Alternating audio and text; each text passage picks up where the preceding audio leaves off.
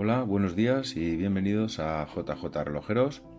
Hoy me gustaría hablaros de los microrelojes y porque es un tema muy interesante y un tema demandado. Así que vamos a hablar de estos microrelojes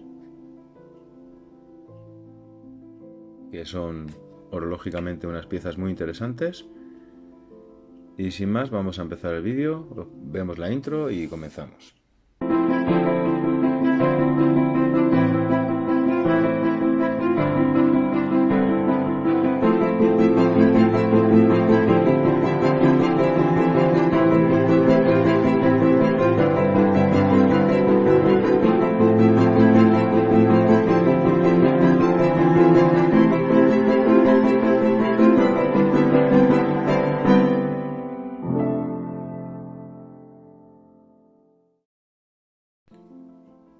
Pues buenos días y vamos a comenzar. El porqué de comenzar con estos microrelojes, ya lo dijimos, que nos gustaba que nuestros suscriptores participasen en los temas que queríamos llevar a cabo. La propuesta más antigua fue sobre el tema de los microrelojes y como era la demanda más antigua, pues es la que vamos a empezar por ella. Además es un tema, pues evidentemente orológicamente muy interesante y relojes que creo que os va a interesar el tema. Vamos a comenzar. Los microrelojes, en principio, vamos a subir un poco el zoom de la cámara. En principio los microrelojes empezaron no, son relojes de señora. Ya sabéis que los relojes de pulsera eran relojes en principio para señora. Los relojes de caballero eran los de bolsillo, ¿no? Siempre se llevaban en el bolsillo con una cadenita atada a un botón y era un reloj de bolsillo. Los relojes de pulsera se manufacturaban para las señoras. Los pros y contras de estos relojes es que orológicamente son una maravilla, solo al alcance de muy pocas marcas. En este caso vemos que los microrelojes son de marcas de alta orología como Omega, Certina. No los veremos en todas las marcas. Los veremos en todas las marcas de cuarzo, pero no mecánicos o automáticos con esta miniaturización de las máquinas. Eso ya es de alta orología. Le vamos a ver un dedo. Entonces tenemos que Omega fabricaba, Certina fabricaba y por ejemplo Icima fabricaba. Estas tres marcas de alta orología: Omega, Certina y Cima. No hay nada que hablar ya sobre estas marcas, que están muy vistas en el canal. Omega y Cima. Cima es para mí de las mejores marcas orológicas que hubieron entre los 50 y los 70, junto con Omega y Longines.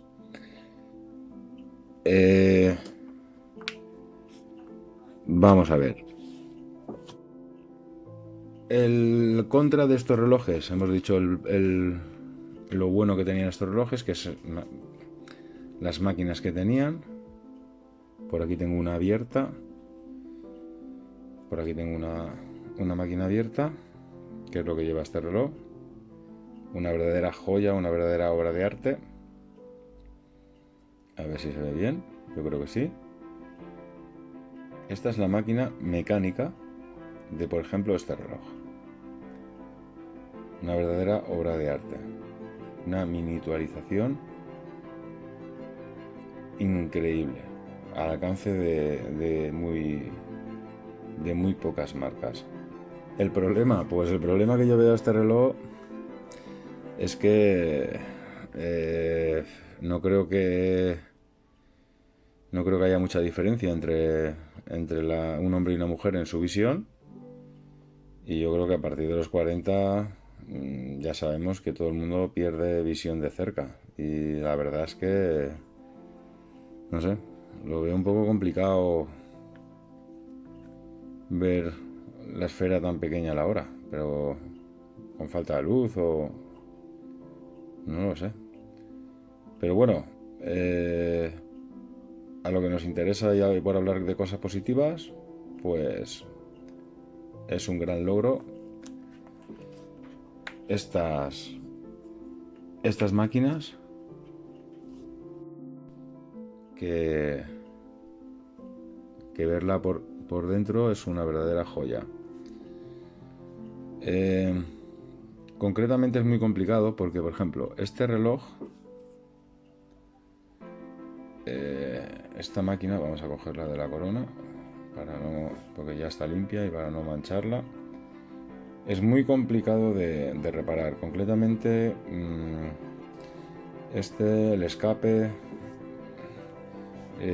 no suelta la carga de la corona y cuando carga la espiral, pues el áncora, no sé dónde tiene el problema, si el áncora, el escape, porque no descarga la energía que deja en la espiral.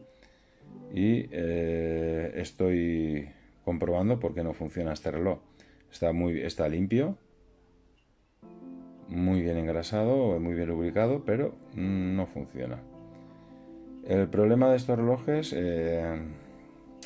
es que, como podemos ver,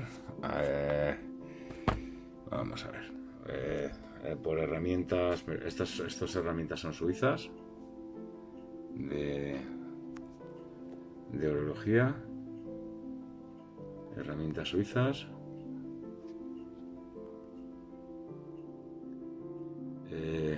Estas de aquí, estas son suizas, estas de aquí son alemanas. Quiero decir que tengo buenas herramientas. Utilizo varios tipos de cristal para mis relojes,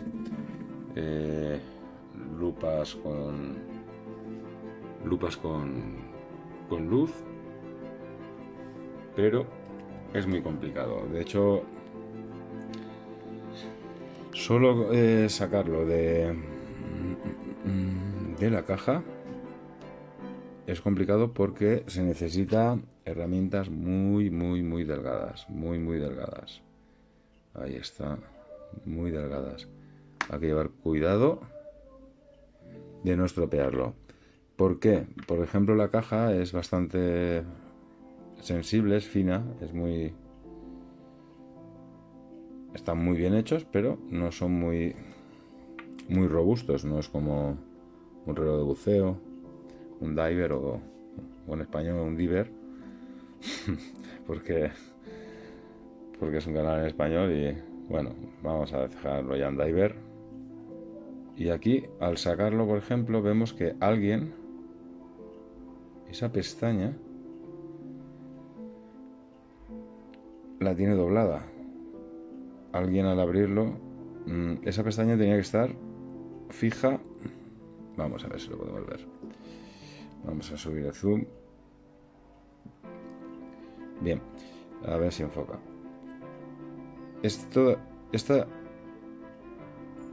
Esa pestaña tendría que ir fija a este lado. Y vemos que está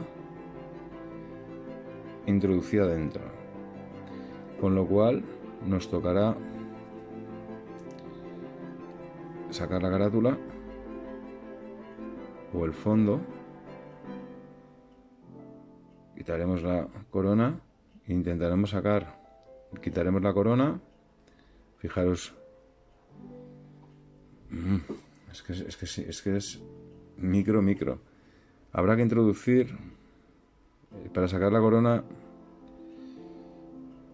hay que introducir en un orificio que tiene aquí micro agujero para poder liberar la corona, y a partir de ahí intentaremos quitar la carátula. Una vez quitada la carátula, vamos a intentar enderezar esta patilla, que yo creo que es lo que bloquea o el áncora o incluso la espiral, barrilete, o vete a saber lo que está a lo que está parando esa patilla. Ahí yo creo que está el problema, porque el resto está muy bien. Lo que quiero resaltar es fijaros en mi uña, la miniaturización de esta máquina es increíble, al alcance de muy pocas marcas. Y ya este reloj lo he incluido en Certina, lo he incluido en microrelojes, porque es una caja oval, algo más grande, pero veremos que justo donde tiene la pegatina de la marca, ahí está la máquina. Es una máquina exactamente igual que esta. Luego es un microreloj, sobre todo por el mecanismo, el movimiento que lleva es micro. Esto que lleva, por curiosidad, por si alguno quiere saberlo, esto se le llama cierre francés. Como ves, vamos a ver, como vemos, no es el mismo cierre de un cierre estándar. El estándar va, digamos, en horizontal con la caja, y el cierre francés pues va como eslabonado, como si fuera una cadena, literalmente eslabonado. Se llama cierre francés. Ahí está Certina. Este Certina lo incluiremos como un micro reloj por el movimiento que lleva. Después tendremos aquí este Certina, y lo dicho, muy cerca, muy pocas marcas podían utilizar y manufacturar estos movimientos. Otro Certina. Sí que es cierto que todos estos Certina, evidentemente, llevan el mismo movimiento. Y después tendremos otro Certina.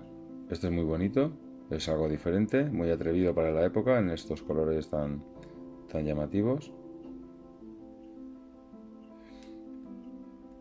Y tenemos otro Certina más.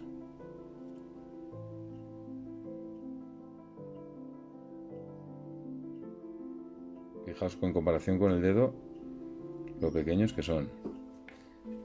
Lógicamente muy interesantes. ¿Este va a ser otro Certina? No, este es un Omega. Esto es un Omega. Muy bien hecho. Microreloj muy bien hecho. Omega.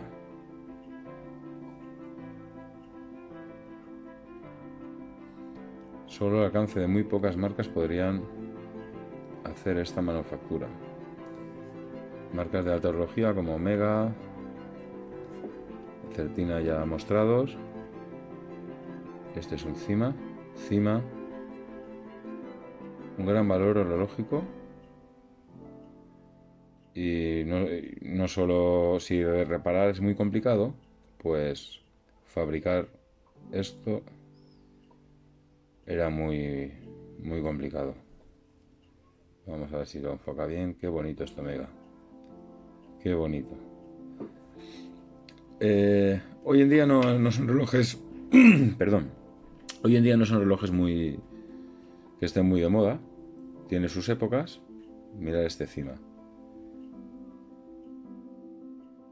Y encima es Cima Flex. Este tendrá un recubrimiento o sea, el movimiento debe ser todavía más pequeño que la esfera, porque estará cubierto y resguardado por el sistema CIMAFlex para cubrirlo de los golpes. Impresionante. O sea que no lo voy a abrir porque no lo voy a abrir. Qué bien hecho. Qué bien hecho. A ver, si ya que tenemos un Omega, vamos a compararlo. Este es.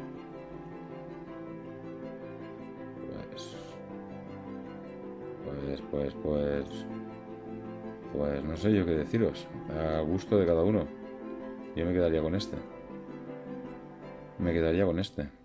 Qué esfera más bien hecha. Los números aplicados, uff. A gusto de cada uno, a ver. Qué bonito. También son aplicados, también está muy bien hecho. Pues encima, ya os digo que es CIMAFlex y encima es antichoque. Pues nada, espero que os haya gustado el vídeo, que os haya sido provechoso y hayamos visto lo complejo de la orología, porque es que hasta repararlo con estas... me estoy volviendo loco para reparar un reloj así y veremos si lo consigo. Yo creo que sí, pero con mucho trabajo. Y para que disfrutemos de estos relojes,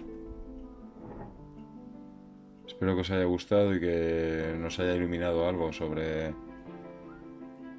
estos relojes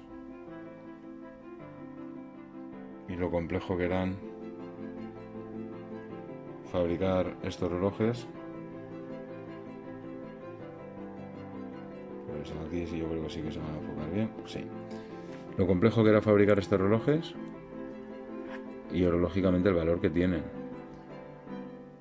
Supongo que tarde o temprano se volverán a poner de moda estos relojes, porque francamente a mí me encantan. Respecto al tamaño de los relojes y de caballero, de mujer, pues bueno, ya sabemos que hoy en día hay caballeros que gastan 34 milímetros y mujeres que gastan 45 milímetros. O sea, ya no hay un estándar. Cada uno lo que quiera. Otra cosa es lo que quede bien. También tamaño, depende del tamaño de la muñeca. Pues eso ya sería cuestión de hacer otro vídeo hablando de tamaños de relojes. Espero que os haya gustado el vídeo y que os haya servido para ver unas curiosidades más sobre la orología y la maravilla que era poder realizar estas máquinas, que yo no sé si hoy en día se podría hacer. Muchas gracias, y si os ha gustado el vídeo le dais al like, y lo que más que darle al like, a mí lo que más me preocupa es que estemos a gusto en el canal y que pongáis cosas que os gustaría ver. Por ejemplo, como este chico que le dijo que parecía interesante hablar sobre estos microrrelojes, y vamos a seguir un orden. Este fue el primero, pues lo hemos hecho porque es un tema evidentemente, fijaros, muy interesante. Muy interesante. Qué maravilla. Qué maravilla. Me quedo embobado. Quería terminar el vídeo, pero es que vale la pena. Fijaros. Qué maravilla de reloj. Los rubíes. Certina, 17 joyas. Un reloj mecánico espectacular. Y lo que queríamos decir es que nos gusta que participéis en el canal y dar ideas, y lo iremos viendo. Podemos hablar, por ejemplo, también de herramientas, que no hace falta tener estas, pero lo que sería unas herramientas básicas y lo que nos haría falta. Y lo dicho, participar y iremos viendo relojes. Muchísimas gracias por ver el vídeo, y un saludo y un fuerte abrazo a todos los amantes de la orología.